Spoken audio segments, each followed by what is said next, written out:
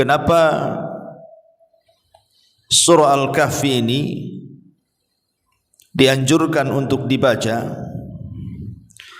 Karena salah satunya adalah untuk menangkal fitnah yang sangat besar yang disebut dengan fitnatud dajjal.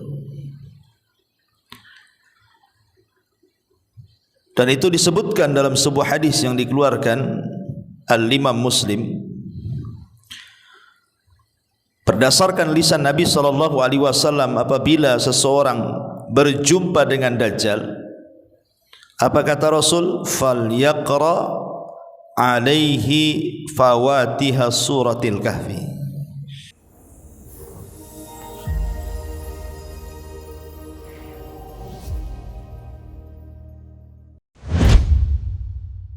Bismillahirrahmanirrahim. Assalamualaikum warahmatullahi wabarakatuh. Alhamdulillah wassalatu wassalamu ala Rasulillah wa ala alihi wa sahbihi wa mawalah wa la hawla wa la quwata illa billahi wa ba'du. Alhamdulillah, di pagi hari ini Allah Subhanahu wa ta'ala masih memberikan kesehatan kepada kita, masih bisa diberikan kesempatan untuk bertalabul ilmi di Masjid Nurul Hidayah. Kita akan mengupas tentang pelajaran-pelajaran besar yang terdapat dalam surah Al-Kahfi. Ma'asyiral muslimat yang dimuliakan Allah Subhanahu wa ta'ala, kita tahu bahwa surah Al-Kahfi ini adalah satu surat yang dianjurkan membaca di malam dan hari Jumat. Karena Nabi SAW yang mengatakan dari hadis Abi Sa'id Al-Khudri radhiyallahu anhu, man qara'a surat Al-Kahfi lailatal jum'ati adha'a lahu min nuri fima bainahu wa bainal baitil atiq. Barang siapa yang membaca surah Al-Kahfi pada malam Jumat, ia akan diterangi dengan cahaya di antara ia dan juga Ka'bah. Hadis ini dikeluarkan oleh Imam Ad-Darimi dalam sunannya dan disahihkan oleh Syekh Nasiruddin Al-Albani dalam kitabnya Sahih At-Targhib.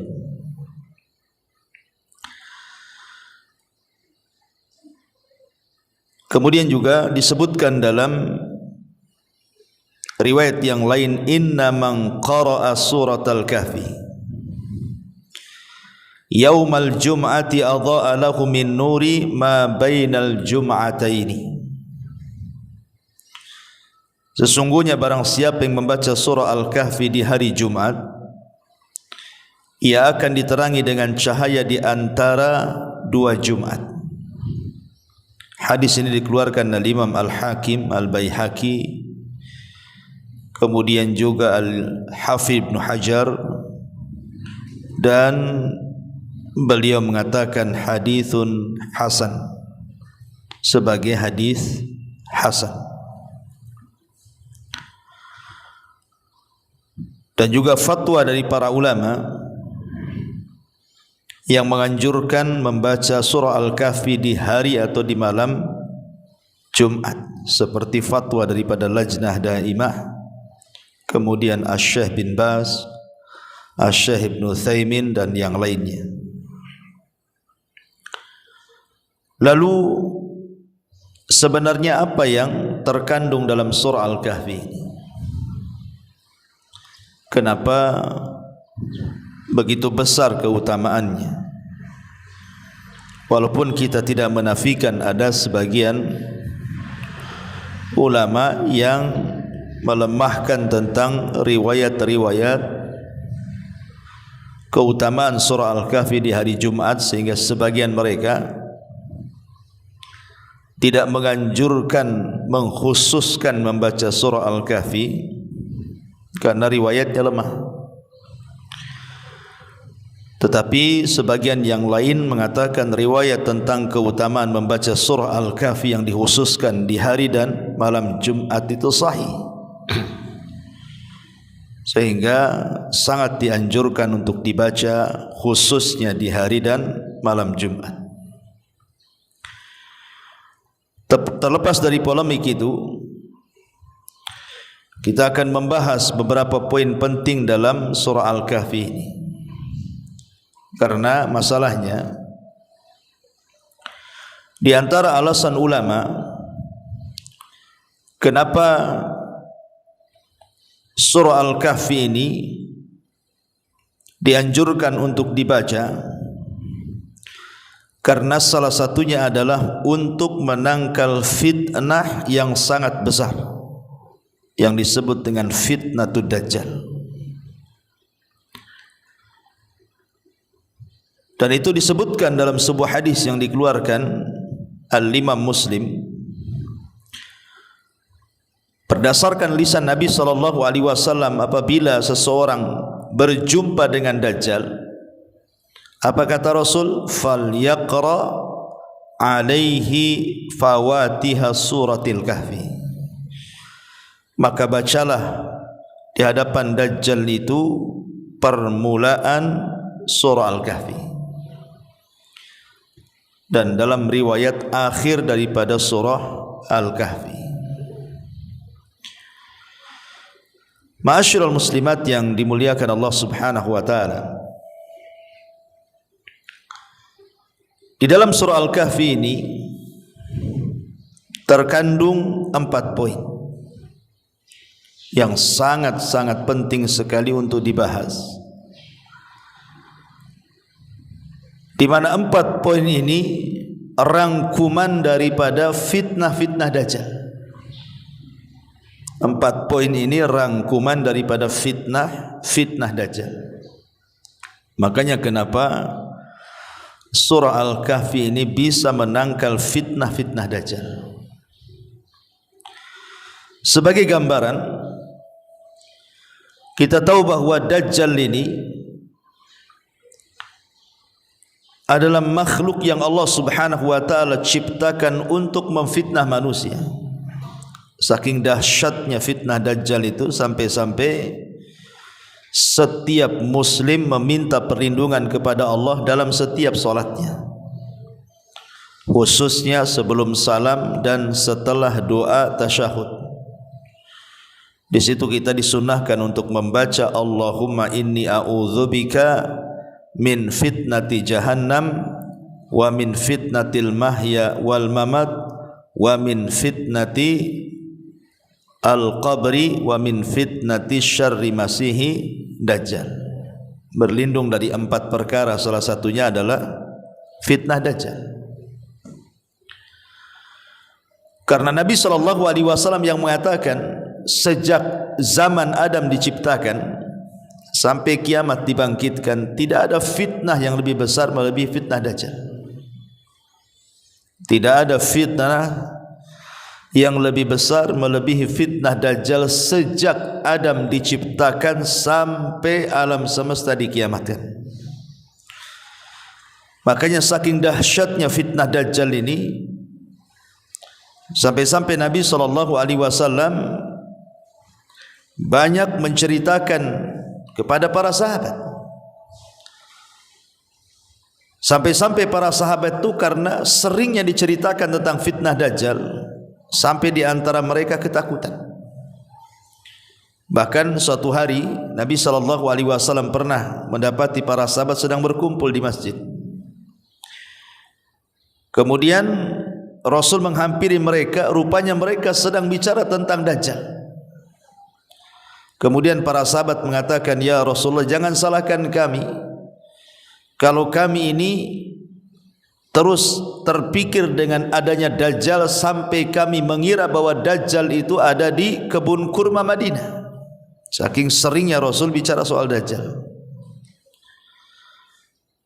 Artinya Nabi SAW kalau ada kesempatan baik dalam khutbahnya atau sedang duduk-duduk bersama para sahabat atau sedang memberikan wejangan, maka terkadang Rasul menyinggung soal Dajjal. Jadi sering sekali bicara soal Dajjal. Karena salah satu penyebab Dajjal itu muncul ketika tidak ada satupun ustadz, dai, khatib yang bicara soal Dajjal. Sehingga akhirnya Dajjal dilupakan, saat itulah Dajjal dikeluarkan. Ma'asyiral muslimat yang dimuliakan Allah Azza wa Jalla, kita fokus kepada surah Al-Kahfi. Lalu apa hubung kait antara surah Al-Kahfi ini dengan fitnah Dajjal? Ini yang kita akan bahas. Di dalam surah Al-Kahfi itu ada 4 kisah yang menarik. Pertama, kisah Ashabul Kahfi itu sendiri. Kisah Ashabul Kahfi itu sendiri. Kisah tentang cerita anak-anak muda yang memperjuangkan agama, kemudian masuk ke dalam gua dan ditidurkan dalam gua selama beberapa abad. Kemudian yang kedua, ada kisah Ashab Al-Jannataini, kisah pemilik 2 kebun, di mana salah satu pemilik 2 kebun itu terfitnah dengan dunia, kufur kepada Allah Subhanahu wa taala alias kufur nikmat. Kemudian yang ketiga,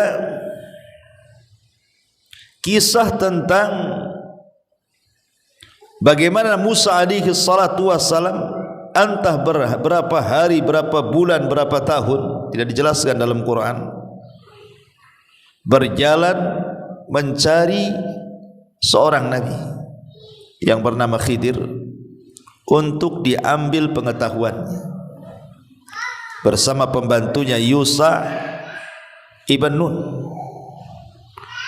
Kemudian yang terakhir, kisah tentang seorang raja yang keliling dunia hanya untuk mendakwahkan dakwah tauhid. Raja ini disebut dengan Dzulqarnain. Dia tidak pernah duduk di singgasananya. Dia keliling ke ujung barat, timur, selatan dengan membawa pasukannya hanya untuk menyebarkan dakwah tauhid. Inilah 4 kisah yang masyhur terdapat dalam surah Al-Kahfi. Taib, ma'asyiral muslimat yang dimuliakan Allah Subhanahu wa taala. Berarti kalau kita simpulkan dari 4 kisah ini, pertama, kisah Ashabul Kahfi bicara tentang fitnah agama.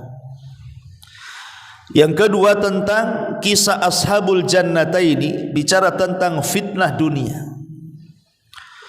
Yang ketiga, bicara tentang Musa dan Khidir, bicara tentang fitnah pengetahuan atau ilmu. Kemudian yang terakhir, kisah Dzulqarnain yang bicara tentang fitnah kekuasaan, fitnah agama, fitnah dunia, fitnah pengetahuan atau ilmu, dan fitnah kekuasaan. Inilah fitnah-fitnah yang terdapat dalam Dajjal. Makanya kalau kita memahami surah Al-Kahfi, maka kita akan tahu kenapa Rasul menyuruh membaca surah Al-Kahfi ketika berhadapan dengan Dajjal. Taib, kita akan masuk pada fitnah yang pertama, fitnah agama atau fitnah keyakinan. Bicara tentang kisah Ashabul Kahfi,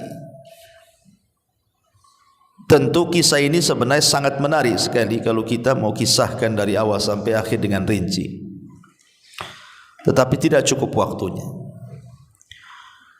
Kita akan berkisah sedikit saja daripada gambaran anak-anak muda di zaman dulu, artinya di zaman sebelum Nabi sallallahu alaihi wasallam. Ada yang mengatakan bahwa kisah Ashabul Kahfi ini kejadiannya antara setelah meninggalnya Isa dan sebelum lahirnya Nabi sallallahu alaihi wasallam, artinya tengah-tengah. Jadi zamannya itu antara zaman Nabi Isa dan zaman Nabi sallallahu alaihi wasallam, pertengahannya.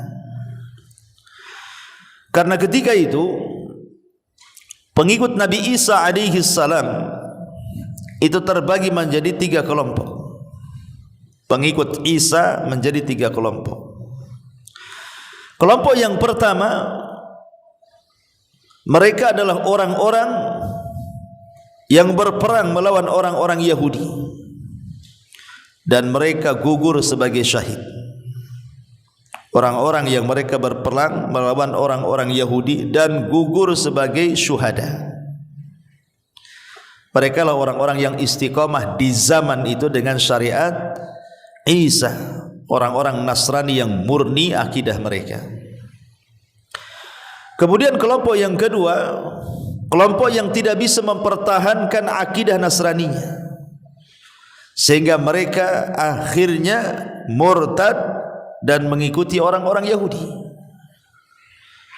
Kemudian kelompok yang ketiga inilah yang kemudian mereka istiqamah, berusaha mempertahankan akidah Isa bin Maryam dengan berbagai macam fitnah yang mereka hadapi.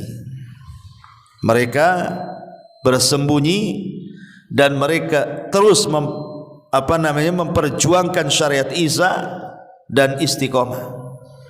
Lah inilah yang kemudian akar cerita Ashabul Kahfi ini, kelompok yang ketiga. Ma'asyiral muslimat yang dimuliakan Allah Azza wa Jalla, ada 2 versi tentang kisah Ashabul Kahfi ini. Versi yang pertama, karena jumlah Ashabul Kahfi ini tidak banyak, Al-Quran menyebutnya paling sedikit jumlah mereka 3 orang, dan yang keempatnya seekor anjing. Atau jumlah mereka adalah 4 orang dan yang kelimanya seekor anjing. Ataupun mereka adalah 5 orang yang keenamnya seekor anjing, atau mereka 7 orang dan yang ke-8-nya seekor anjing. Jadi paling banyak itu jumlah mereka 7 orang, paling sedikit jumlah mereka 3 orang.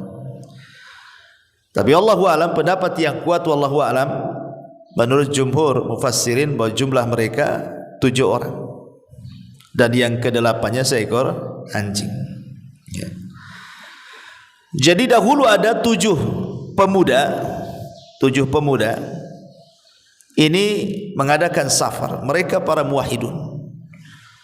Mereka adalah orang-orang yang istiqamah dengan ajaran Isa bin Maryam. Karena ingat, di zaman itu agama yang paling hak adalah agama Nasrani. Kan Islam belum ada. Tapi setelah Islam muncul, maka tidak bisa kita katakan Nasrani yang paling hak, justru Islam yang paling hak. Tapi di zaman itu memang Nasrani adalah agama yang paling hak. Ajaran Isa itu karena Rasul belum ada. Jadi 7 anak-anak muda ini sedang safar. Akhirnya lewat di sebuah kerajaan. Jadi lewat di sebuah kerajaan, dan kerajaan itu digerbang. Tidak bisa masuk ke kerajaan untuk melewati perjalanan mereka kecuali harus lewat gerbang. Masalahnya kerajaan itu, di gerbang itu disediakan berhala. Siapapun yang lewat dari gerbang itu dan masuk ke kerajaan tadi, maka dia tidak boleh lewat kecuali harus menyembah berhala. Tidak boleh lewat. Sebab kalau tidak menyembah berhala dan tetap lewat, dibunuh. Akhirnya 7 orang ini ketika dihadapkan untuk menyembah berhala tidak maulah, karena mereka adalah orang-orang yang berakidah. Mereka orang-orang yang istiqamah dengan ajaran Isa bin Maryam. Terpaksalah kemudian mereka pun menunggu di luar gerbang itu. Lah saat menunggu di luar gerbang, secara otomatis mereka perlu makan, perlu minum dan begitu seterusnya. Kemudian mereka punya ide untuk membuat tempat pemandian. Ya. Jadi mungkin kayak sekarang ini toilet umum lah gitu ya. Jadi dipisah, ini untuk ikhwan, ini untuk akhwat gitu ya. Akhirnya kemudian setelah mereka membuat seperti itu, banyaklah orang-orang yang lewat sebelum masuk kerajaan, entah mereka ingin mandi, ingin buang hajat gitu ya. Maka mereka akan menggunakan jasa tempat pemandian yang dibuat oleh anak-anak muda ini. Ya, hanya dengan cara itu mereka cari uang kan gitu ya. Akhirnya kemudian lewatlah anak raja membawa wanita yang bukan istrinya, yang bukan mahramnya. Jadi ketika itu anak raja ini hendak masuk ke pemandian tersebut, maka oleh anak muda ini dilarang. Kalau engkau ingin masuk silahkan, tapi yang si wanita sebelah sana, tidak boleh ikhtilat. Ya. Tapi kemudian karena dia anak raja, dia sesumbar dan mengatakan, kau tidak tahu siapa saya ini anak raja, biarkan saya dengan wanita ini masuk. Akhirnya kemudian karena anak-anak muda ini juga tidak bisa apa-apa, dia anak raja situ. Akhirnya masuklah ke tempat pemandian itu dia dan wanita tersebut. Anak-anak muda ini geram, berdoa kepada Allah Subhanahu wa taala untuk ditimpakan sesuatu kepada anak raja itu. Akhirnya tiba-tiba Allah binasakan dia dan perempuan itu di tempat pemandian. Kabar ini sampai kepada raja, murka raja. Akhirnya kemudian disuruh menangkap anak-anak muda ini. Larilah anak-anak muda ini. Akhirnya sampailah mereka di sebuah gua. Sebelum sampai di sebuah gua, mereka ketemu dengan seorang penggembala kambing. Jumlah mereka 6. Kemudian penggembala kambing ini akhirnya beriman, mengikuti ajaran tuh 6 anak muda ini, akhirnya ikut beriman. Jadi jumlahnya 7. Dan penggembala ini memiliki seekor anjing. Akhirnya kemudian oleh penggembala inilah ditunjukkan kepada gua tadi. Masuklah kemudian anak-anak muda ini dan penggembala tadi, dan anjingnya disuruh jaga di depan pintu gua. Akhirnya Allah tidurkan sampai 3 abad lebih. Ini satu versi tentang kisah Ashabul Kahfi. Versi yang kedua yang masyhur, dan ini yang masyhur kalau ini ya, yang banyak dikisahkan. Jadi Ashabul Kahfi itu bukan orang biasa. Mereka adalah anak-anak para pejabat. Mereka anak-anak orang kaya. Mungkin kalau di zaman sekarang ini anak-anaknya wali kota, anaknya gubernur, anaknya anggota DPR, dan begitulah. Pokoknya bukan sembarang orang, anak-anak para pejabat, orang-orang kaya. Jadi suatu hari kerajaan ini membuat semacam pesta kerajaan, pesta raya yang biasa dilakukan oleh kerajaan sekian tahun sekali. Dan itu wajib setiap daerah mengirimkan para perwakilannya untuk hadir di pesta kerajaan itu. Nah, salah satu perwakilan itu adalah para pejabat dan juga anak-anaknya. Disuruh hadir ke pusat, ya, meramaikan apa yang disebut dengan pesta raya kerajaan itu. Masalahnya pesta raya kerajaan itu ada sesembahan berhala. Jadi setiap yang datang itu harus menyembah berhala yang disembah oleh rajanya. Lah akhirnya kemudian anak-anak muda ini yang tidak ada koordinasi satu dengan yang lainnya itu, yang pikirannya masih fitrah mentauhidkan Allah, tidak mau. Tapi kan belum berkumpul karena tidak tahu mana satu yang beriman dari anak-anak raja itu. Rupanya ada sebagian mereka tidak mau, akhirnya menyingkir dari pesta itu. Kemudian duduk. Kemudian datang lagi yang menyingkir, kemudian duduk di sebelahnya. Kemudian lain lagi menyingkir, duduk di sebelahnya. Ini tidak ada koordinasi anak muda ini. Tidak kenal pun satu dengan yang lainnya. Akhirnya kemudian mereka mau tanya ini takutnya intel, takutnya apa gitu, tapi memberanikan diri saling bertanya, kenapa tidak ikut pesta itu dan malah menyendiri di situ. Disitulah mulai angkat bicara satu dengan yang lainnya bahwa mereka tidak setuju dengan perayaan itu. Rupanya setelah berkumpul jumlah mereka sampai 7 orang. Ya. Ada yang mengatakan 3 orang, ada yang mengatakan 5 orang, ada yang mengatakan 7 orang gitu ya. Tapi pendapat yang kuat wallahu alam 7 orang. Semuanya anak-anak pejabat. Lah rupanya ketika mereka sama sekali tidak mau menyembah berhala kerajaan itu, sampailah berita ini kepada intel raja bahwa anak-anak pejabat ada yang tidak mau menyembah berhala. Ditangkaplah 7 anak muda ini. Ditangkap ya. Akhirnya kemudian mereka diberikan kesempatan untuk berfikir beberapa hari.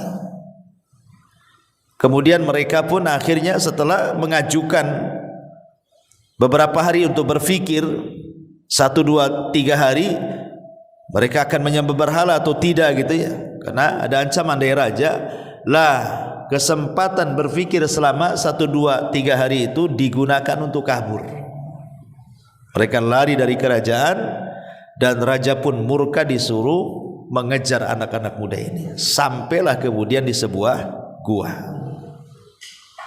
Di sebuah gua, akhirnya mereka masuk ke dalam gua tersebut. Kemudian Allah tidurkan 3 abad. Itu sekilas saja kisah Ashabul Kahfi dari 2 versi itu. Ya, intinya bahwa dari 2 kisah ini Allah Subhanahu Wa Taala hendak memberikan pelajaran kepada kita tentang pentingnya mempertahankan akidah, pentingnya mempertahankan sebuah agama. Makanya di dalam Al-Quran Allah mengatakan dalam surah Al-Kahfi itu pelajaran bagi Rasul apa? Fala'allaka bakhi'un nafsaka ala atharihim illam yu'minu bihadal hadithi asafa inna ja'alna ma'alal ardi zinatan laha linabluwahum ayyuhum ahsanu amala. Maka barangkali engkau wahai Muhammad akan mencelakakan dirimu karena bersedih hati setelah mereka berpaling, sekiranya mereka tidak beriman kepada Al-Quran.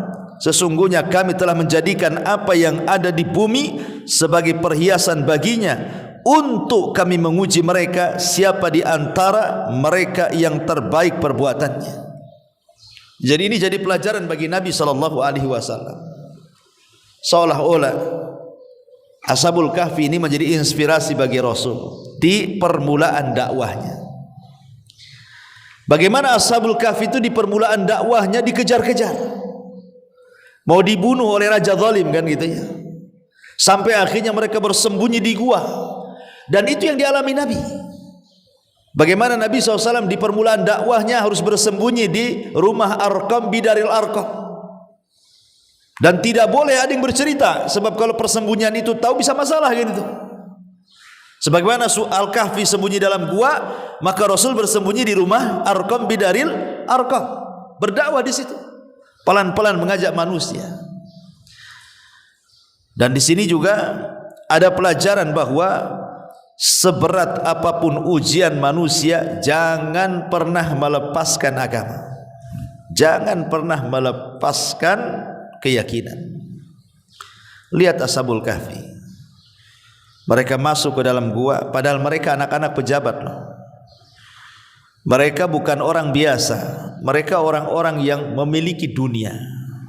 Di tangan mereka kenikmatan dunia. Mereka bisa tidur di kasur-kasur empuk, mereka bisa makan dengan makanan yang lezat, mereka bisa menyuruh dayang-dayang dan pelayan-pelayan mereka.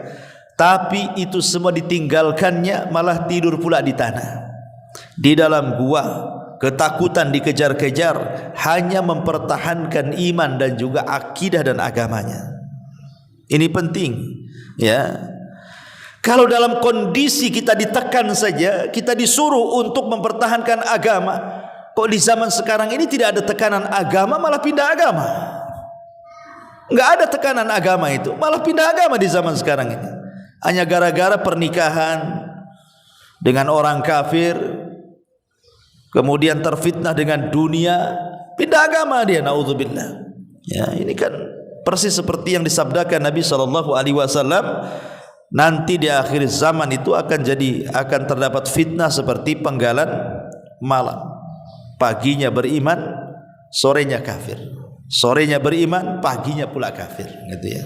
Kenapa?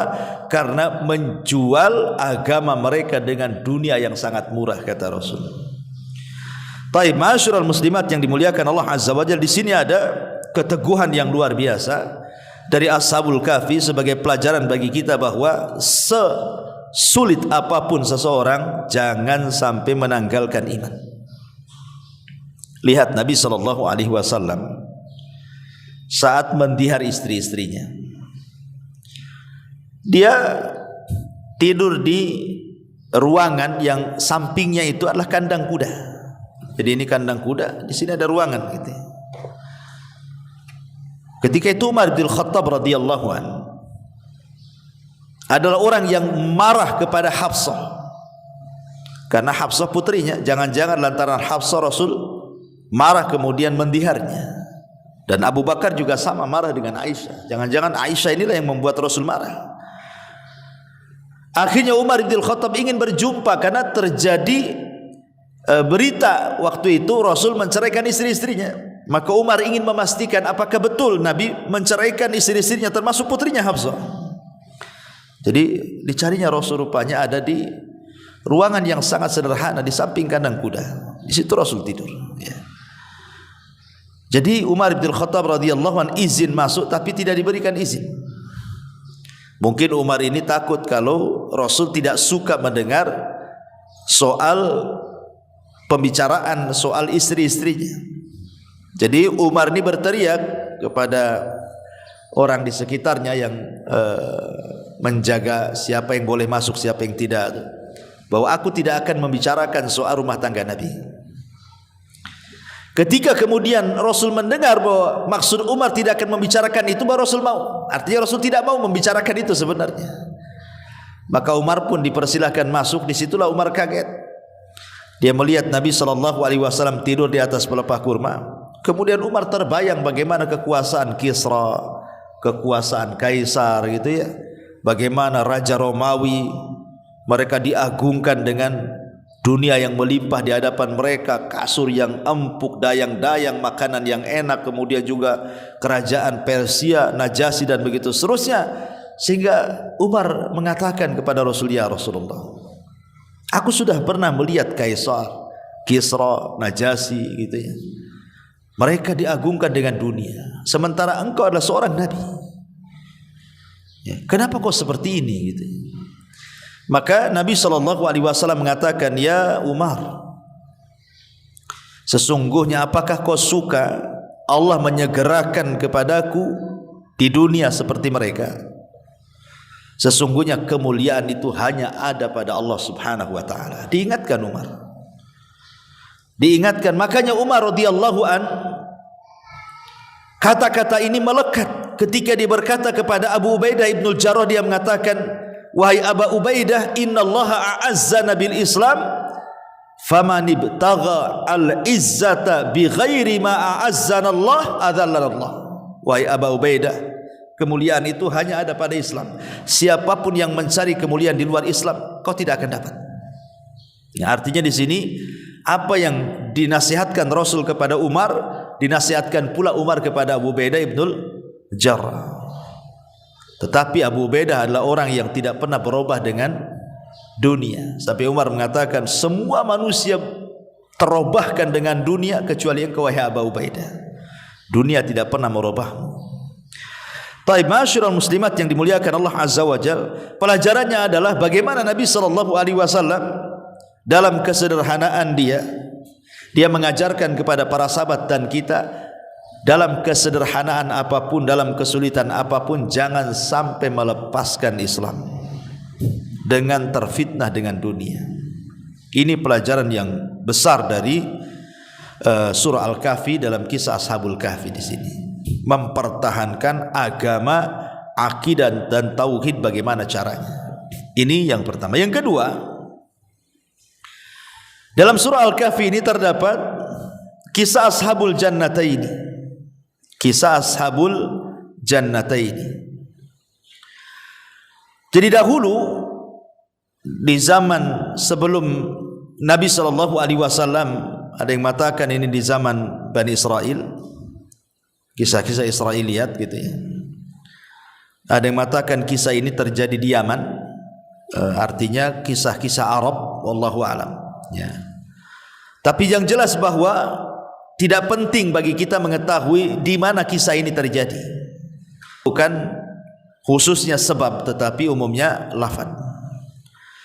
Di mana Allah mengatakan wadrib lahum mathalan rajulaini ja'alna li ahadihima jannataini min a'nabin wa hafafnahuma binakhlin wa ja'alna bainahuma zar'a kiltal jannataini atat ukulaha wa lam tadlim minhu syai'an wa fajjarna khilalahuma nahara wa kana lahu thamarun faqala li sahibihi wa huwa yuhawiruhu ana aktsaru minka malan wa azzu nafara.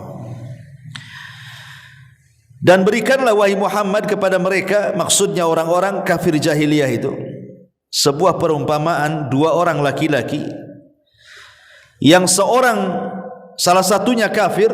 Kami berikan dua buah kebun anggur dan kami kelilingi kedua kebun itu dengan pohon-pohon kurma, dan di antara keduanya kebun itu kami buatkan ladang. Kedua kebun itu menghasilkan buahnya dan tidak berkurang buahnya sedikit pun, dan di celah-celah kedua kebun itu kami alirkan sungai. Dan dia memiliki kekayaan besar, maka dia berkata kepada kawan yang beriman ketika dia berbicara dengan dia, hartaku lebih banyak daripada hartamu dan pengikutku lebih kuat dibandingkan pengikutmu. Jadi kisahnya seperti ini. Ada dua orang yang bersyarikat. Dua orang ini baik, kawan dulunya, bersyarikat dalam sebuah usaha. Dan ingat bahwa kebanyakan orang yang berserikat itu biasanya ada masalah. Ya kan Bu, kalau ibu berserikat usaha, satu atau dua orang, awalnya saja baik itu, nanti di tengah jalan mesti ada yang mendolimi atau ada yang didolimi itu satu dengan yang lainnya itu. Makanya ada di antara manusia itu yang tidak mau berserikat dalam usaha, takut ada masalah. Karena Allah yang mengatakan wa inna katsiran minal khulata la yabghi ba'dukum ba'dha. Kebanyakan orang berserikat itu biasanya ada yang melakukan kezaliman. Memang begitu, orang yang berserikat itu pasti ada kezaliman di dalamnya. Kecuali orang-orang yang memang mengikuti syariat, itu pun sedikit. Ya, kebanyakan orang yang berserikat dalam usaha pasti ada yang dizalimi. Ya. Lah, sebagaimana dua orang ini berserikat dalam sebuah usaha, ada masalah. Kemudian keduanya berencana untuk pisah, mengambil saham masing-masing. Maka 50% diambil oleh salah satu dari keduanya, kemudian 50% diambil yang lainnya. Sudah akhirnya pisah dari usaha. Sama-sama memegang modal masing-masing 50%.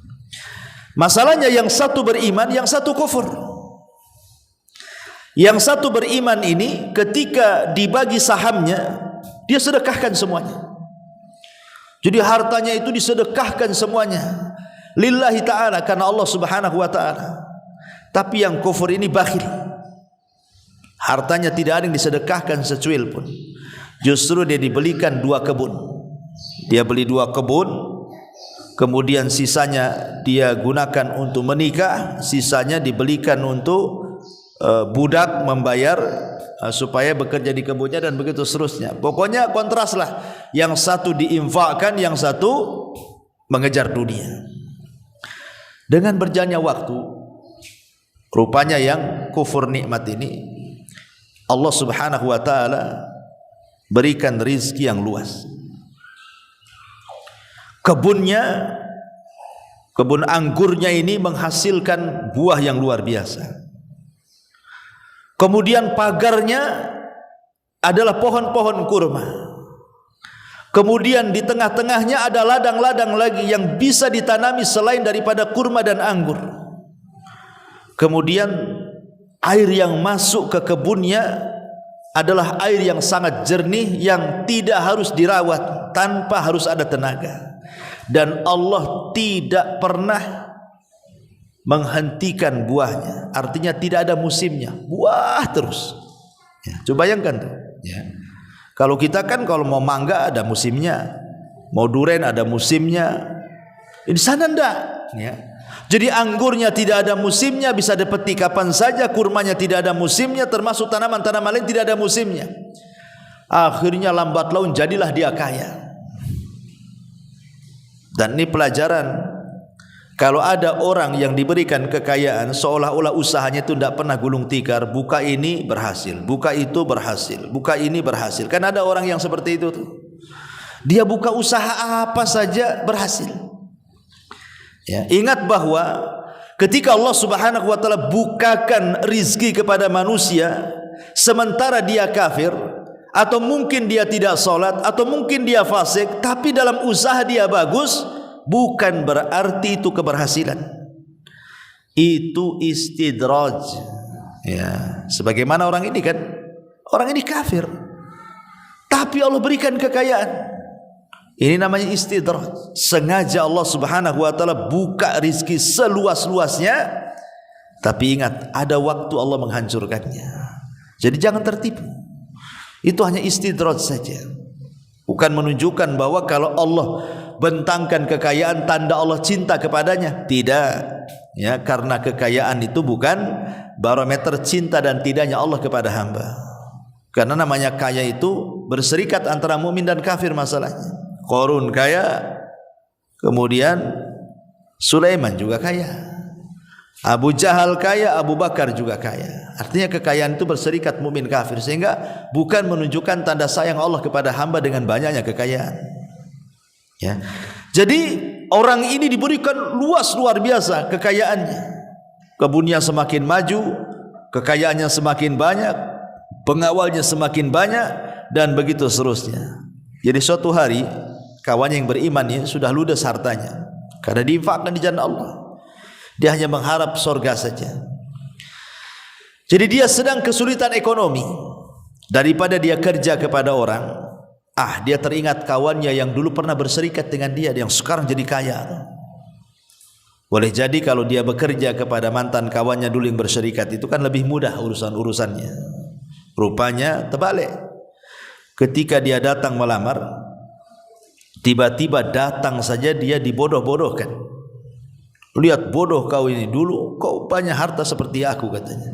Kenapa kau infakkan? Kenapa kau tidak seperti aku, dibelikan kebun, dibelikan sampai kau kere sekarang? Nah, gitu bahasanya. Malah dibodoh-bodohkan kawannya ini. Ya. Sebab dia infak malah dibodoh-bodohkan. Tetapi yang kawan orang yang kufur ini, dengan zalimnya kepada dirinya, dia pun mengatakan, ma'adunnu antabida hadihi abada. Aku kira kebun ini tidak akan binasa selamanya. Wa ma'adunnu sa'ata qa'imatan wa la in rudidtu ila rabbi la ajidanna khairan minha munqalaba, katanya. Dan aku kira hari kiamat tidak akan tegak, dan kalaupun tegak pasti Allah akan memberikan yang terbaik di akhirat sebagaimana Allah telah memberikan yang terbaik di dunia. Dikiranya kalau di dunia Allah berikan yang terbaik, di akhirat sama gitu. Ya. Tidak demikian, karena sekali lagi siapa yang diberikan kekayaan secara istidraj, berarti itu kecelakaan bagi dia.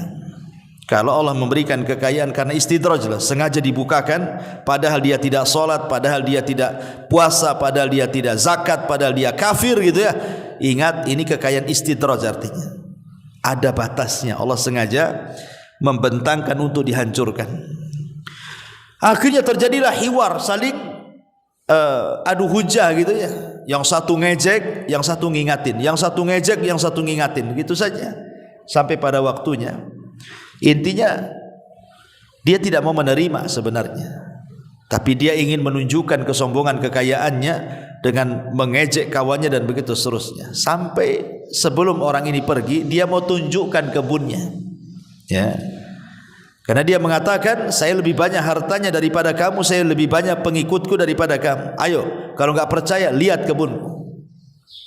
Ketika masuk dalam kebunnya, yang kawan orang yang beriman ini mengingatkan, ya, walaula iddakhalta jannata qulta masyaallah la quwata illa billah. Cobalah sebelum kau masuk kebunmu itu jangan lupa membaca masyaallah la quwata illa billah. Seolah-olah apa orang ini mengatakan, orang yang beriman ini, bahwa kebun ini milik Allah, bukan milik kamu. Maka katakan Masya Allah. Kalau bukan karena kehendak Allah, kamu tidak akan kaya, gitu ya. Katakan Masya Allah. La quwata illa billah. Engkau ini tidak ada daya dan kekuatan, semua milik Allah kok kan itu. Rupanya dia tidak mau mengucapkan kalimat itu. Apa yang terjadi? Akhirnya Allah binasakan kebunnya, anggurnya jatuh ke parap-parapnya, sehingga tidak tersisa satu tanaman pun, kecuali Allah binasakan. Dari sini kita tahu bahwa kisah ini menunjukkan bagaimana orang-orang ini terfitnah dengan kekayaan. Ya, orang ini kan terfitnah dengan kekayaan, seolah-olah dunia itu segala-gala baginya. Tidak.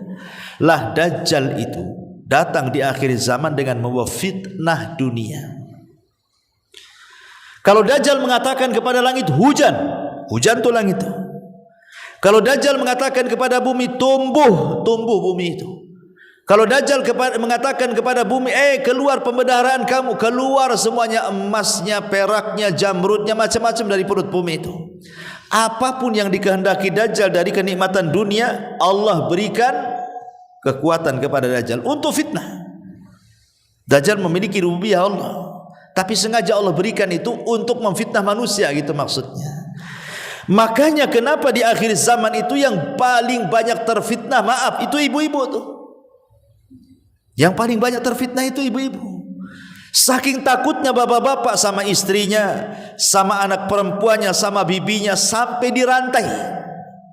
Dirantai di rumahnya, dipasung bahasa kitanya, jangan sampai dia keluar berjumpa dengan Dajjal. Sebab kalau seandainya ibu-ibu ini berjumpa dengan Dajjal, minta sesuatu, kemudian Dajjal penuhi permintaannya, maka ibu akan kelepek-kelepeklah di depan Dajjal. Minta apa bu? Minta tas. Langsung dikasih tuh. Ambil tuh di mall tuh. Minta apa lagi? Minta emas. Ada di depannya. Pakai semua. Kuningkan badanmu. Ya. Mau apa? Sama suami saja nggak dikasih, sama Dajjal dikasih. Bagus ikut Dajjal kan begitu logikanya. Minta sama suami, tak dikasih. Minta sama Dajjal, dikasih pula kan gitu ya. Makanya banyak ikut Dajjal. Ya. Ini menunjukkan bahwa Dajjal itu mau fitnah dunia. Makanya dalam surah Al-Kahfi juga diterangkan tentang kisah orang-orang yang terfitnah dengan dunia. Ini yang kedua. Yang ketiga, ya, dalam surah Al-Kahfi ini juga ada kisah tentang Musa dan Khidir. Ini fitnah ilmu, fitnah pengetahuan. Dahulu di zaman Nabi Musa ini suatu ketika pernah berceramah di hadapan Bani Israel. Kemudian setelah berceramah, adalah Bani Israel ini tiba-tiba nyeletuk di hadapan Nabi Musa dan mengatakan, "Ya Musa, adakah orang yang lebih alim daripada kamu?" Kata Nabi Musa, "Tidak ada." Ucapan Musa ini benar. Memang di zaman itu belum ada orang yang mengungguli Nabi Musa. Siapa yang bisa mengungguli Nabi Musa dari segi pengetahuan? Dia seorang nabi, dia seorang rasul, dia ulul azmi, dia kalimur rahman, dia orang yang paling masyhur dari nabi-nabi Bani Israel, padanya kitab Taurat, macam-macam keutamaan Musa itu. Sehingga wajar kalau umpamanya ketika Musa ditanya, ada enggak orang yang lebih alim dari kamu? Kata Musa, tidak ada. Ucapan Musa benar. Cuman yang jadi masalah, Musa ketika mengatakan tidak ada itu lupa mengucapkan kalimat insya Allah. Itu saja sebenarnya. Harusnya Musa mengatakan insya Allah tidak ada, gitu maksudnya. Tapi Musa main mengatakan tidak ada. Makanya atabahullah, Allah hukum Musa karena menasabkan kepada dirinya. Harusnya dinasabkan kepada Allah. Insya Allah tidak ada, harusnya kan begitu. Dan dari sini menunjukkan pentingnya ucapan insya Allah. Karena nanti di akhir zaman Ya'juj wa Ma'juj itu kan dikurung tuh di benteng Dzulqarnain, tidak bisa keluar. Tetapi ketika pimpinan Ya'juj dan Ma'juj itu ketika menggali lubang, diilhamkan mengucapkan insyaallah, besoknya jebol tuh dinding tuh. Karena kan setiap hari Ya'juj dan Ma'juj itu kan melubangi. Kalau sudah lubang tinggal sedikit lagi gitu mau tembus, kemudian datang malam hari, kata pimpinannya, pulanglah kita, istirahat, besok kita lanjut. Ketika besok dilanjut, rupanya lubang itu sudah kembali semula, nggak ada bekas lubangnya lagi. Digali lagi. Kemudian kata pimpinan, besoklah kita gali lagi. Rupanya besoknya datang sudah nggak ada lubangnya, kembali ke semula gitu. Tapi nanti di akhir zaman tuh pimpinan Ya'juj dan Ma'juj itu akan mengatakan, nahfiru ghadan insyaallah. Sudah, ini sudah malam. Insyaallah besok kita akan gali lagi. Ketika pimpinannya diilhamkan mengucapkan insyaallah, mereka datang, lubang itu tidak kembali semula, masih ada. Makanya mereka meneruskan. Dan pimpinannya mengatakan, insyaallah besok kerja lagi. Mereka datang lagi, rupanya lubang ini tidak kembali semula, tetap lubangnya seperti itu. Digali lagi, terus akhirnya jebol dan mereka berhasil keluar. Lihat bagaimana dahsyatnya kaul insyaallah di sini. Sampai orang kafir sekelas Ya'juj dan Ma'juj saja bisa keluar gara-gara ucapan insyaallah gitu maksudnya. Makanya ketika Musa lupa mengucapkan insyaallah, akhirnya kemudian Nabi Musa alaihi salatu wassalam pun dihukum oleh Allah, dan Allah katakan ada orang yang lebih alim daripada kamu. Kemudian Allah mengatakan seorang laki-laki yang bernama Khidir. Dia punya pengetahuan yang engkau tidak punya. Dia punya pengetahuan yang engkau tidak punya. Sebenarnya secara tingkatan-tingkatan derajat, Musa itu jauh lebih mulia dibandingkan Khidir. Karena Khidir ini diperselisihkan kenabiannya. Apakah dia nabi? Apakah dia wali? Ada yang mengatakan dia nabi, ada yang mengatakan dia wali. Paling tinggi derajatnya nabi saja, tidak sampai ke derajat rasul. Tapi Musa ini kan bukan hanya nabi, rasul, ulul azmi, kalimur rahman, punya kitab Taurat gitu ya. Gak ada apa-apa kalau mau dibanding-bandingkan antara Khidir dengan Musa ini. Musa jauh lebih mulia. Tapi Allah subhanahu wa ta'ala ingin mengajarkan kepada Nabi Musa apa? Menundukkan kesombongan dan menanamkan rahmat, kasih sayang. Sebab kalau orang sudah hilang kesombongan, pasti akan tertanam kasih sayang. Tapi ketika orang itu tertanam kesombongan, maka yang terjadi adalah kerasnya hati sehingga dicabut rahmat pada dirinya. Jadi pelajaran terbesar sebenarnya pada kisah Nabi Musa dan Khidir itu adalah dua perkara ini. Berusaha untuk tidak sombong, berusaha untuk menanamkan rahmat kasih sayang. Dari mana kita tahu? Karena Allah subhanahu wa ta'ala memerintahkan Musa yang jauh lebih mulia belajar kepada yang di bawahnya. Artinya kan melepaskan kesombongan di situ. Ya. Yang kedua, menanamkan rahmat. Karena pelajaran yang diterima Nabi Musa dari Khidir itu semua cerita rahmat, kasih sayang. Contoh, pelajaran yang pertama, Nabi Musa diajarkan apa? Melubangi kapal. Nabi Musa dengan Khidir naik kapal nih. Pemilik kapal ini orang miskin. Ya. Kemudian ketika sampai di tepian, tiba-tiba Khidir melubangi pula, merusak kapalnya orang miskin, dirusak kapalnya. Musa heran lah, ini yang sudah punya kapal orang miskin dirusak pula kan gitu kan. Tapi sebenarnya Khidir ini ingin mengajarkan kepada Musa kasih sayang kepada orang miskin ini. Sebab apa? Sebab kalau kapal itu tidak rusak, tidak dilubangi oleh Khidir, maka kapal itu akan diambil penguasa zalim. Jadi kalau nampak nih ada kapal bagus nih, prajurit lewat, oh kapal bagus nih punya siapa? Ambil. Nah, diambil, akan diambil. Tapi ketika melihat oh kapalnya rusak, apa itu kapal rusak, biarkan saja. Nah, jadi sebenarnya Khidir itu merusak kapal karena kasihan dengan orang miskin itu. Sebab kalau tidak dirusak diambil gitu ya. Maka dirusak sama Khidir supaya jangan diambil. nanti kalau memang orang fakir itu mau memakai tinggal diperbaiki saja. Ini kan menanamkan kasih sayang namanya kan, kepada orang miskin. Kemudian kisah yang kedua pelajarannya adalah ketika Nabi Musa alaihi salam nampak ada anak kecil, Nabi Khidir nampak ada anak kecil, tiba-tiba diambil disembelih, dibunuh. Ya Musa otomatis ini marah lah kan gitu kan, kok bunuh orang, kok sembarang main bunuh-bunuh gitu ya.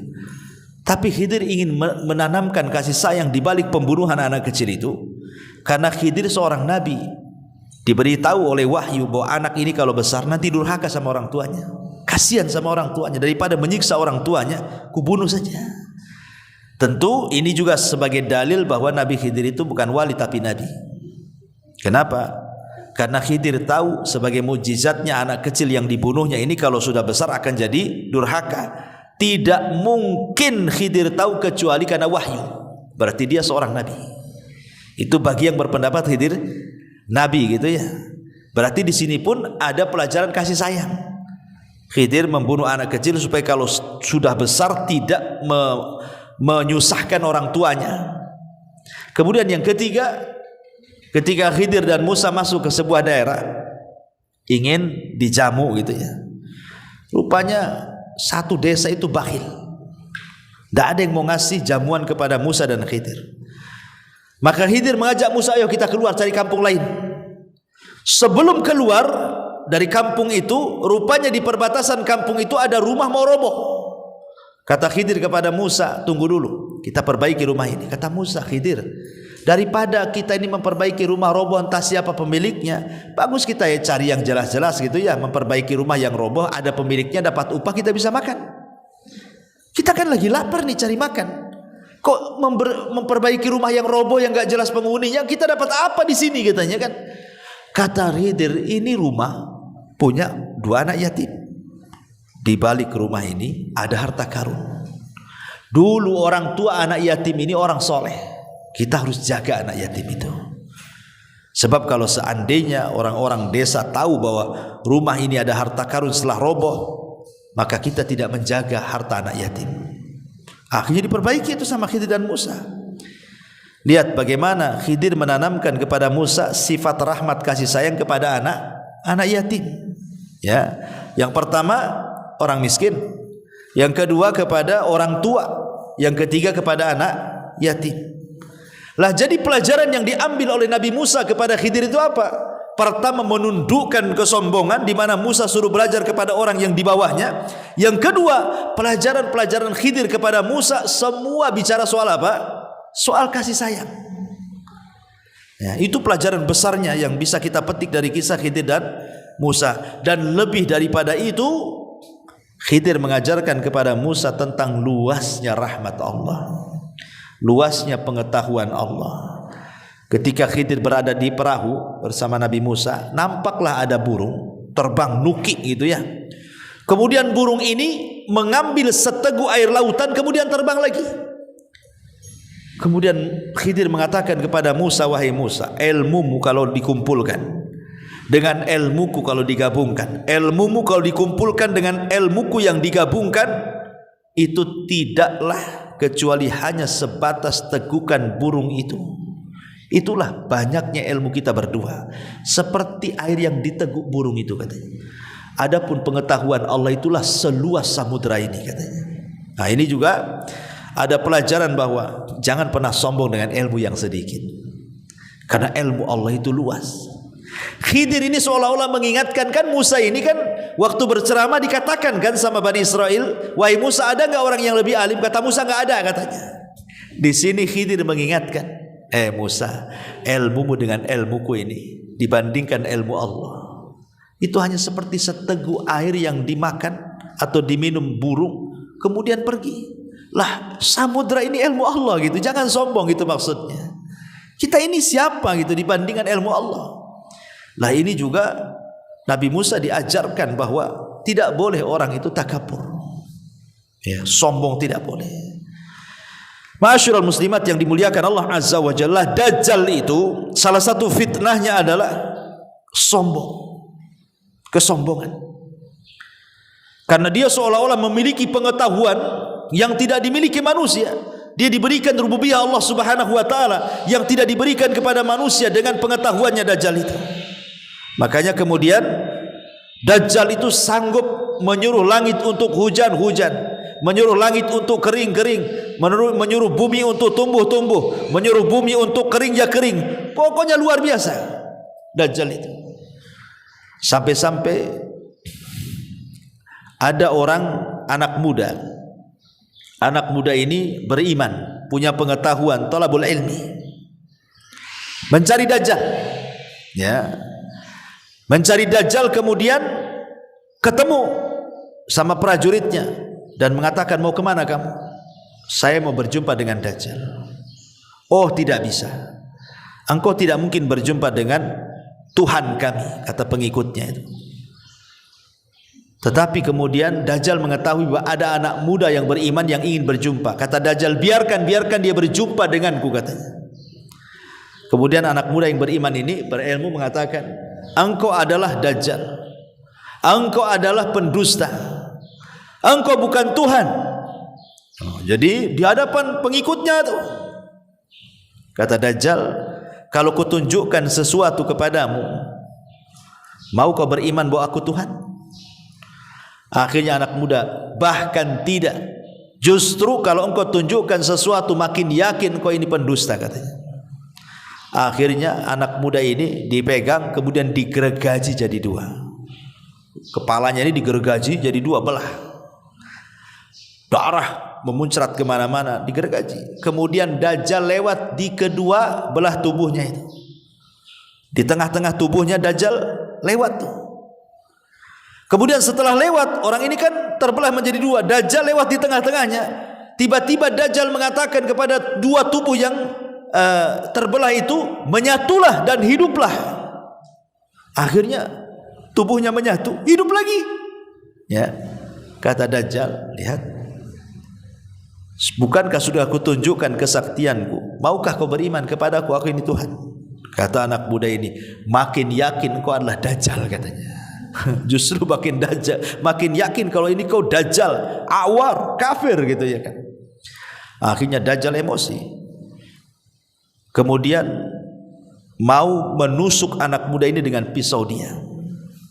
Tetapi Allah tidak kuasakan kepada Dajjal mampu membunuh anak muda ini, sehingga karena takut kelemahannya diketahui para pengikutnya, akhirnya dia pun melemparkan anak muda ini ke api sebelah kirinya. Karena Dajjal itu kemana-mana bawa api dan air.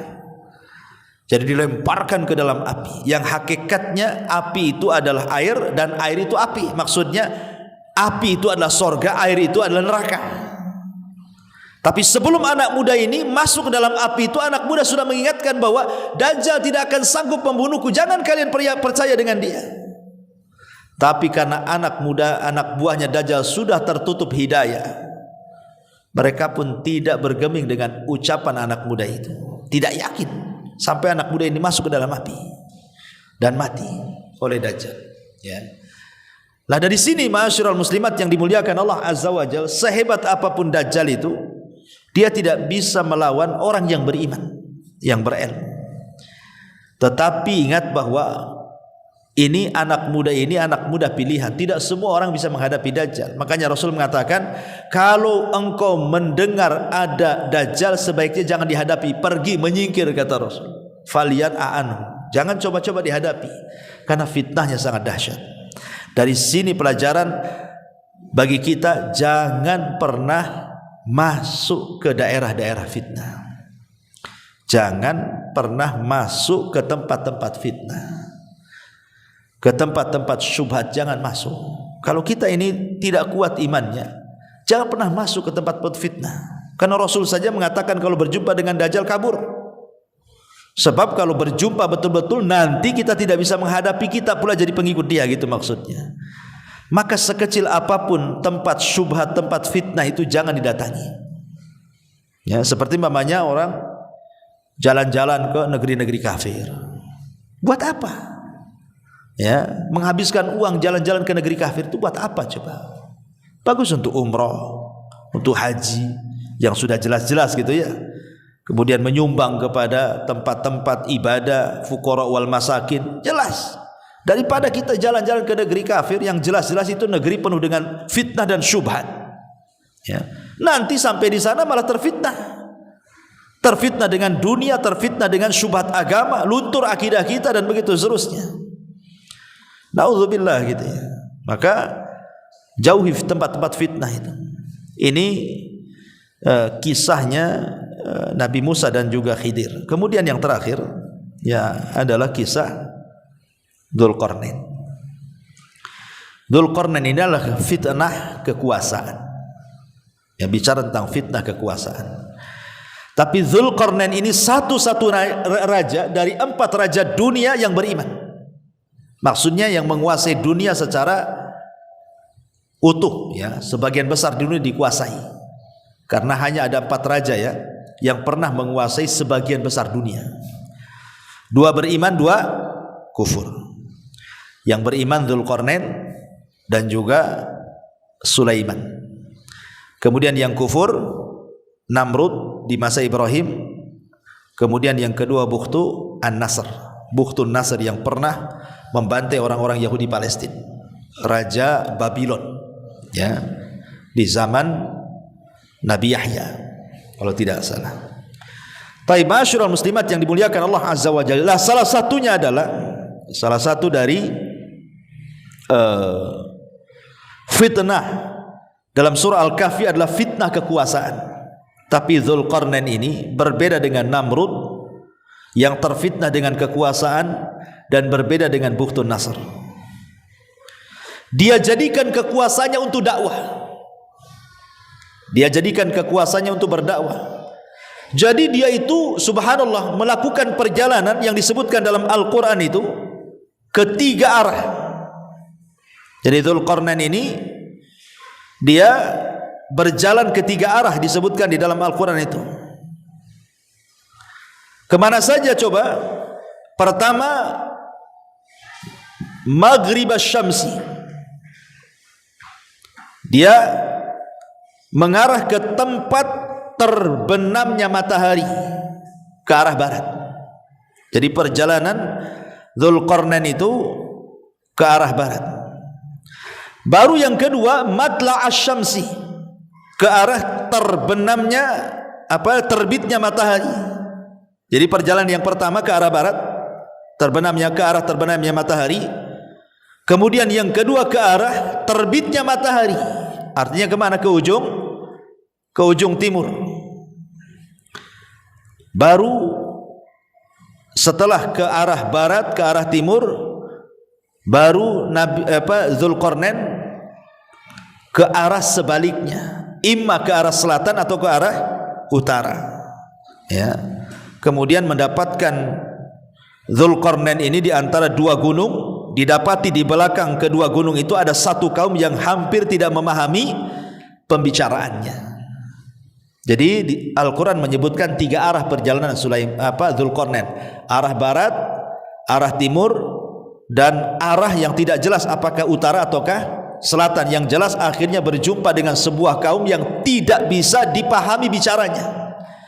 Rupanya setelah berusaha untuk memahami bicaranya, Dzulqarnain paham bahwa kaum itu diganggu oleh makhluk yang bernama Ya'juj wa Ma'juj, kabilah yang sangat jahat. Makanya kemudian Dzulqarnain memageri ya antara kampung yang suka diganggu Ya'juj dan Ma'juj dengan Ya'juj dan Ma'juj itu betul-betul dibuatkan benteng sehingga mereka tidak bisa keluar dari situ.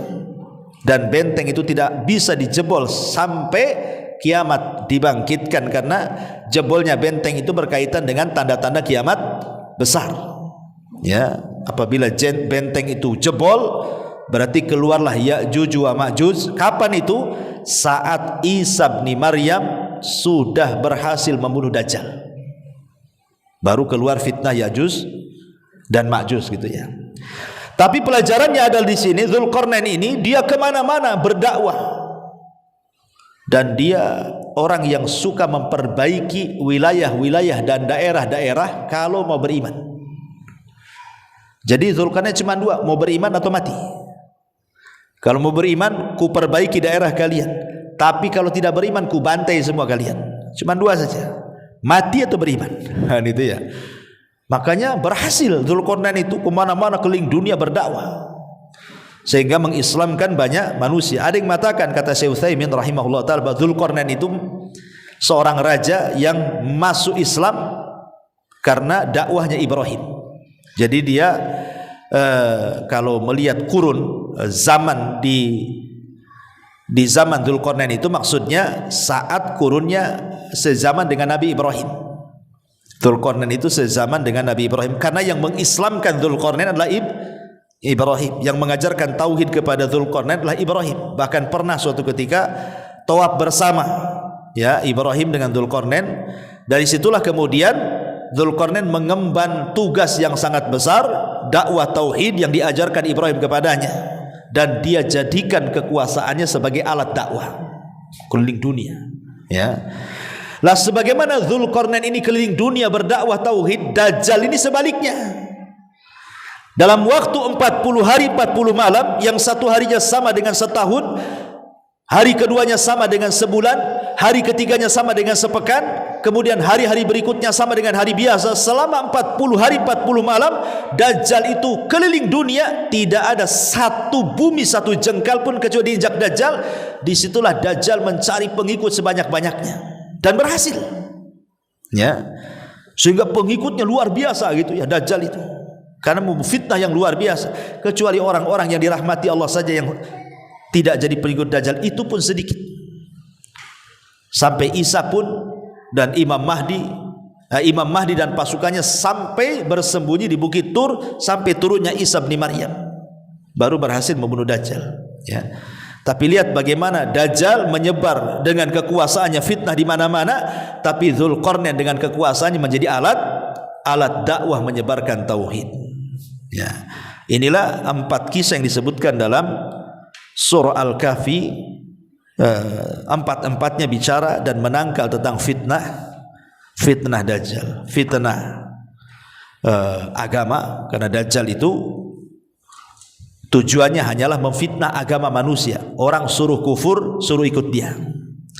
Kemudian yang kedua, fitnah dunia, karena Dajjal itu dengan pengetahuan ataupun rububiyah yang Allah anugerahkan kepada Dajjal sebagai fitnah, itu salah satunya adalah memurtadkan orang dengan cara apa? Mengiming-imingi dunia supaya orang murtad, ya. Kemudian yang ketiga, fitnah pengetahuan. Yang bisa melawan Dajjal itu ilmu, sebagaimana kisah anak muda tadi yang mau dibunuh Dajjal itu, ya, kemudian tidak bisa, akhirnya dilempar ke neraka, itu karena punya pengetahuan. Kemudian yang terakhir, fitnah kekuasaan. Bagaimana Dzulqarnain sebaliknya daripada Dajjal. Kalau Dajjal dengan kekuasaannya menjadikan manusia murtad, tapi Dzulqarnain dengan kekuasaannya bisa menjadikan manusia beriman. Wallahu alam. Ini diantara kandungan isi daripada surah Al-Kahfi. Taib, sampai di sini kita buat tanya jawab, silakan.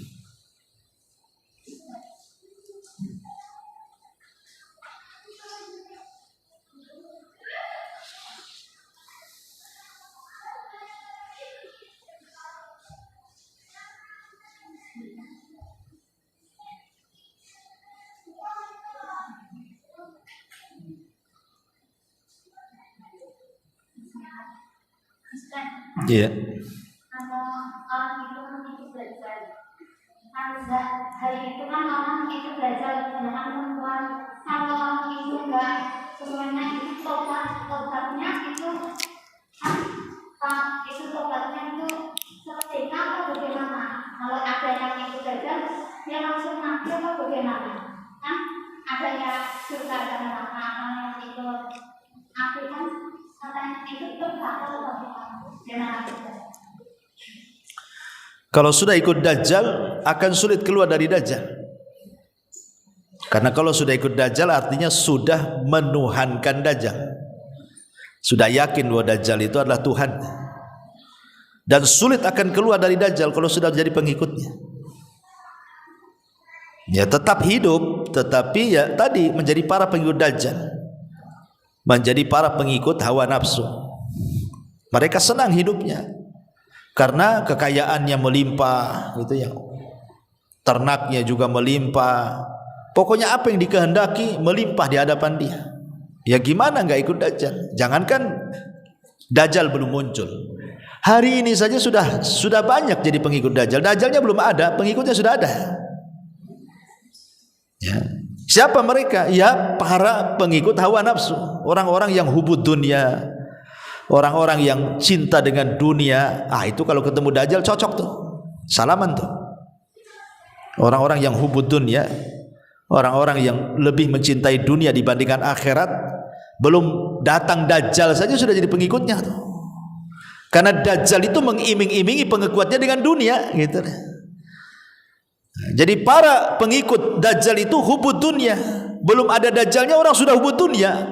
Ya kalau ketemu Dajjal ya jadi boloknya lah, jadi kawannya.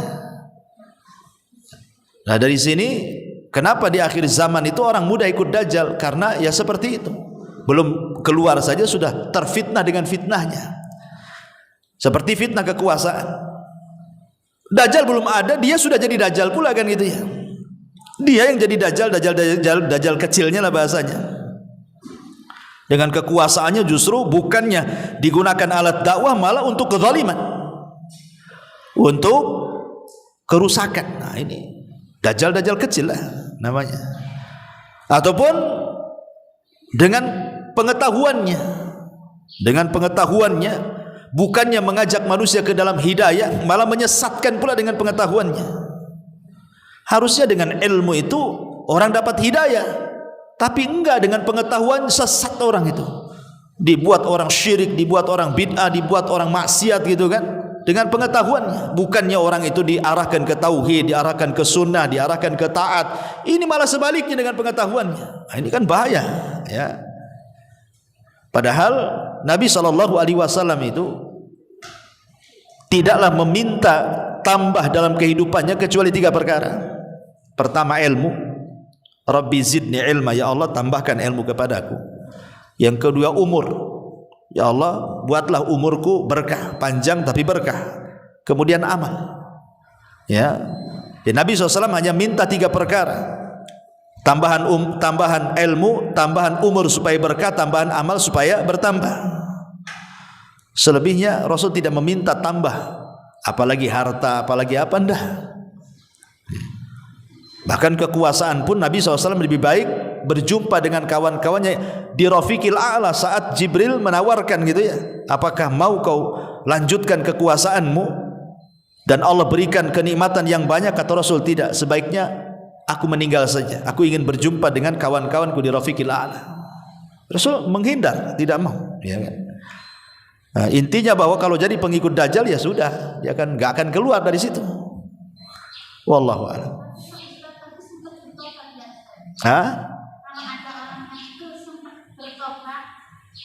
Nggak sempat bertobat? Nggak ada riwayatnya. Nggak ada riwayatnya orang yang ketemu Dajjal habis itu tobat. Kecuali kalau Dajjalnya sudah mati. Kalau Dajjalnya sudah mati, kemudian mereka menjadi tawanan Isa bin Maryam dan Al-Mahdi, mereka kan dipaksa untuk beriman kalau tidak mati.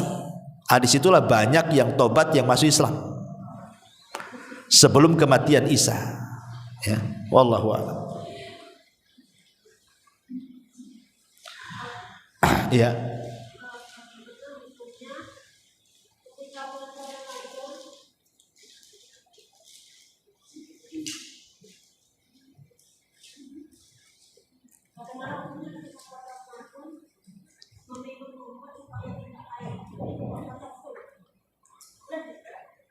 Oh, meminum obat haid supaya bisa puasa full gitu. Iya. Bismillah, alhamdulillah. Sebaiknya ulama mengatakan sebaiknya tidak dilakukan. Meminum obat haid supaya puasanya full. Yang saya baca dalam fikih-fikih itu sebaiknya tidak dilakukan, karena haid itu kan memang sudah difitrahkan bagi setiap wanita pasti keluar darah haid. Setiap wanita itu pasti keluar darah haid, sehingga sebaiknya tidak dilakukan. Ya ikutlah fitrah yang Allah fitrahkan kepada wanita tadi. Kalau waktunya haid ya haid, tidak puasa. Ya nanti diqadha di lain hari kan gitu. Tapi kalau ibu puasa umpamanya dari pagi sampai maghrib, jam 3 keluar pula darah, maka jangan diteruskan puasanya. batalkan. Tapi ibu dapat pahala. Ya, puasa dari puasa sampai darah haid keluar itu dapat pahala. Cuma jangan diteruskan, karena kalau diteruskan haram hukumnya. Wanita haid tidak boleh puasa. Ya.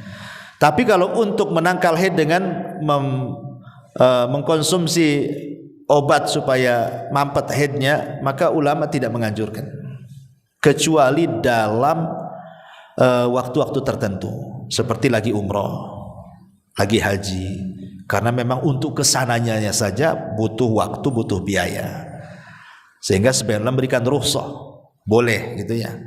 Tapi kalau puasa kan nggak kemana-mana di rumah, ya nggak kemana-mana, dan bisa diqadha setelah selesai Ramadan kan bisa diqadha kan, apa masalahnya kan itu ya. Jadi tidak ada hal-hal yang darurat bagi yang berpuasa itu untuk menelan pil gitu. Maka sebaiknya tidak usahlah, ikut saja sesuai dengan fitrah manusia. Ya datangnya haid ya nggak puasa, selesailah. Itu lebih baik gitu ya. Wallahu a'lam.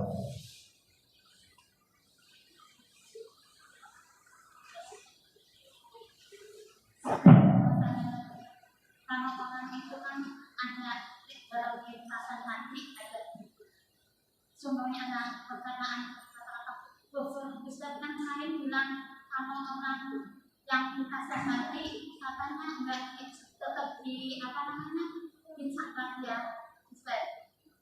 Kalau kita ngomong lintasan hati, orang terlintas dalam hati katanya disabar. Iya. Kalau kata-kata kufur seperti kan bin salatin itu yang bin salatin itu gimana? Dimaafkan nggak Ustaz? Apa? Kan kata-kata bin salatin itu kan katanya itu perkataan kufur kan Ustaz? Bin Salabin? Bin salatin itu yang ada orang surat. Iya itu. Yang mana itu? Nggak tahu. Itu katanya itu katanya itu untuk penyembahan itu sama orang Nasrani atau orang Buddha yang itu loh kata-kata bin salatin. Seperti usulan mengatakan bin salatin abrakadabra gitu Ustaz. Ah, kenapa? Dalam hati ada semacam kayak lintasan kayak gitu itu Apakah ucapan bin salabin abrakadabra itu kalimat kufur? Dalam hati? iya katanya dicatat kalau lintasan dalam hati. Allahu alam, saya nggak tahu. Tapi bin salabin itu apa sih artinya? Bin itu apa? Bin itu salabin itu apa? Itu kan bahasa apa sebenarnya bin salabin itu? Nggak tahu saya. Ya kalau dalam kalimat bin salabin itu adalah dia isinya memanggil-manggil dewa, ya kan? Memanggil-manggil dewa, kalau itu bahasa Ibrani umpamanya, memanggil dewa-dewa tertentu, ya tidak boleh. Bisa saja mengandung kesyirikan. Kalau dalam bahasa itu bin salabin itu, bin itu mungkin nama dewa anu, salabin itu nama dewa anu, atau kakak beradik dewa gitu ya, bin adiknya, salabin kakaknya, kan nggak tahu juga, ya kan? Yang ada abragadabrag ini nggak tahu juga nih itu bahasa apa kan. Allahu alam. Yang jelas panggilan-panggilan seperti itu lihat maknanya saja. Kalau maknanya memanggil-manggil jin, memanggil-manggil dewa, memanggil-manggil berhala, ya bisa tergandung kesyirikan. Tidak boleh, ya, karena walaupun dalam hati sekalipun kan itu, dalam hati sekalipun, kalau hal-hal yang kesyirikan itu kan masuk ke waswas setan itu namanya, maka jangan diikuti. Karena terkadang ada orang itu diwaswasi setan ketika seseorang ditanya siapa yang menciptakan ini, Allah menciptakan itu, Allah menciptakan ini, Allah menciptakan, sampai akhirnya waswas dalam hatinya, lu Allah siapa yang menciptakan Allah? Nanti sampai ke tingkat seperti itu. Ya, setan itu seperti itu. Atau orang yang lagi puasa, kadang-kadang setan ini datang untuk mengganggu niat. Ya, mengganggu niat. Mamanya ibu sahurnya kurang kenyang, atau bahkan tidak sahur sama sekali.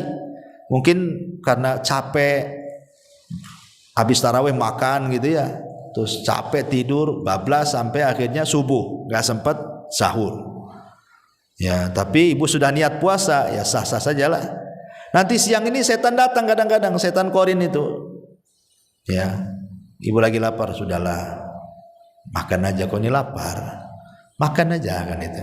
Nah, itu kan setan kadang-kadang ada, karena kan namanya setan korin itu tidak diikat. Yang diikat itu kan marodatus setan gitu ya. Kalau korin dalam dada kita ini tidak diikat, nah, dia ngasih was-was juga gitu. Udah kalau nggak kuat minum aja, minum saja, kan nggak ada orang katanya. Ambil di kulkas itu banyak hidup. Kan kadang-kadang dia ngasih was-was tuh. Ya kalau setelah kena was-was, iyalah memang saya nggak kuat kayaknya, saya boleh nggak puasa nih nampaknya nih. Saya batalin aja lah. Nah, akhirnya ngelangkah dia ke kulkas. Sampai di kulkas ingat deh, astagfirullah, ini enggak ini setan nih. Balik lagi kan? Nah, ini kan jadi masalah nih. Ini namanya taradud niat. Ini aja jadi khilaf para ulama, ada yang mengatakan puasanya batal, ada yang mengatakan tidak. Nah, itu hati-hati kan? Nah, makanya harus masalah niat itu penting sekali. Kalau berazam puasa. Ya. Jangan kemudian dimain-mainkan niat itu. Wallahu a'lam. Taib, sudah? Satu lagi boleh.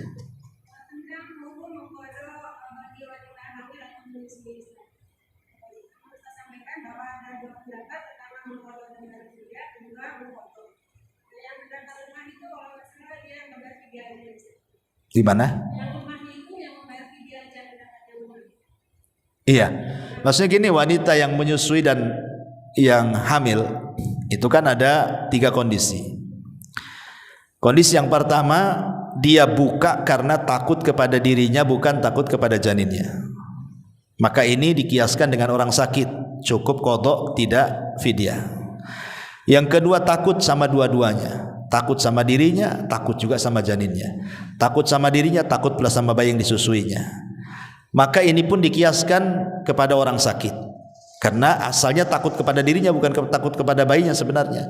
Makanya cukup qadha saja, tidak ada fidyah. Yang jadi masalah yang ketiga, dirinya tidak ada masalah, ibu tidak ada masalah. Cuman kalau saya puasa nanti air susunya kurang, jadi masalah sama bayinya. Kalau saya tidak puasa nanti masalah asupan janinnya.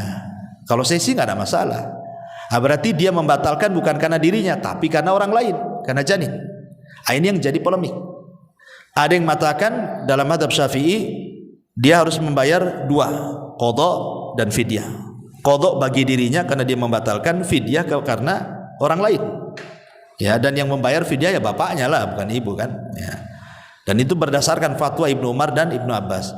Nah, tetapi dalam mazhab yang lain, dalam mazhab Ahmad, Hambali dan yang lainnya, wallahu alam, kalau tidak salah, dia cukup qadha, tidak ada fidyah. Tidak ada fidyah. Dan ini fatwa Syekh Utsaimin mengatakan tidak ada fidyah. Wanita hamil menyusui, mau takut sama bayinya, mau takut sama dirinya, mau takut dua-duanya, semua qadha, tidak ada fidyah.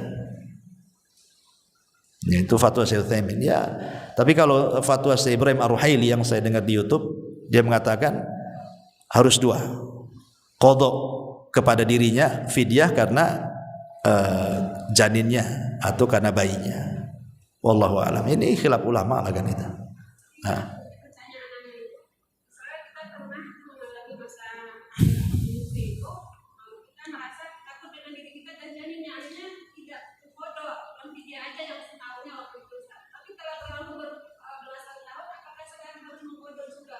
Ya, kalau ibu tahu berapa hari dulu enggak puasa, ya tinggal dikalikan saja. Yuridullahu bikumul yusra wa la yuridu bikumul usra. Allah mudah kok. Kalau ingat tahun dulu enggak ini bayar, ya tinggal puasa saja, itu kan dapat pahala. Sekalian dikoto. Kalau tidak bisa tahun ini sudah mepet, ya tahun depan nanti tinggal dikumpulin saja. Karena yang berpendapat bayar fidyah saja tanpa qadha itu memang ada riwayat dari Ibnu Abbas dan Ibnu Umar kalau tidak salah, tapi riwayatnya shadz kata ulama. Baik secara matan menyelisihi, baik atau secara sanad bermasalah riwayatnya. Sehingga pendapat yang bayar fidyah itu lemah. Nah, berarti pendapat yang kuat cuma 2, imma qadha saja atau qadha dengan fidyah. Itu saja pendapat yang kuat. Adapun yang pendapat fidyah saja, pendapat sangat lemah karena riwayatnya semua lemah. Wallahu a'lam. Taib, cukup sampai di sini. Subhanallah bihamdika, asyhadu an la ilaha illa anta, astaghfiruka wa atubu ilaik. Allahu ta'ala. Assalamualaikum warahmatullahi wabarakatuh. Intinya bahwa tolong berakhlak kepada Allah. Membahas tafsir dari surah Al-Imran lahirlah Imam Muslim, Abi Dawud, Tirmidzi, Ibnu Hibban. Jadi ketika Yunus alaihi salatu wassalam terkena undian itu,